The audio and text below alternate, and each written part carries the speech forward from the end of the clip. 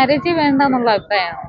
നമുക്ക് സ്വന്തമായിട്ട് ജോബ് ചെയ്ത് ഫിനാൻഷ്യലി സ്റ്റേബിൾ ആയി കഴിഞ്ഞാൽ അങ്ങനെ ഒരു കല്യാണത്തിന്റെ ആവശ്യമുണ്ടെന്ന് തോന്നിയിട്ടില്ല. അത് പാർട്ട്നേഴ്സ് തന്നെ തമ്മി കൊല്ലുന്നിട്ടാവുന്നു. അപ്പൊ അങ്ങനെ ആരെങ്കിലും കൂട്ടുണ്ടോന്ന് വിചാരിച്ച് ഒറ്റയ്ക്കാന്ന് വിചാരിച്ച് അങ്ങനെയല്ല, നമ്മുടെ പോലെ ഇരിക്കും.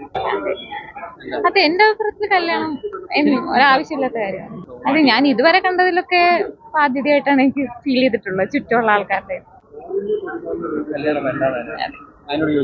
അതെ, കല്യാണം വേണ്ട എന്ന് പറയുന്നില്ല.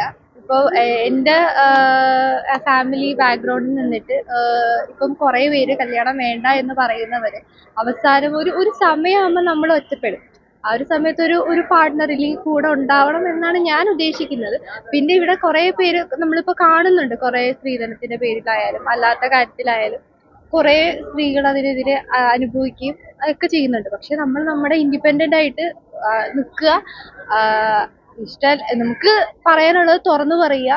അതാണ് ഞാൻ ഉദ്ദേശിക്കുന്നത്. കല്യാണം വേണ്ട എന്ന് ഞാൻ പറയുന്നില്ല, കല്യാണം കഴിക്കണം കാണുന്നത്. അത് ചിലപ്പം ഇപ്പം പ്രത്യേകിച്ച് നമ്മുടെ സ്ത്രീകൾക്ക് ഒരു വോയിസ് ആരും അത് കൊടുക്കുന്നില്ല, അനുവദിക്കുന്നില്ല. അവർ പറയാനുള്ളത് കേൾക്കുകയോ അവരുടെ ഇഷ്ടങ്ങൾ എന്താണോ ഒന്നും പറയുന്നില്ല. അത് തുറന്നു പറയുക.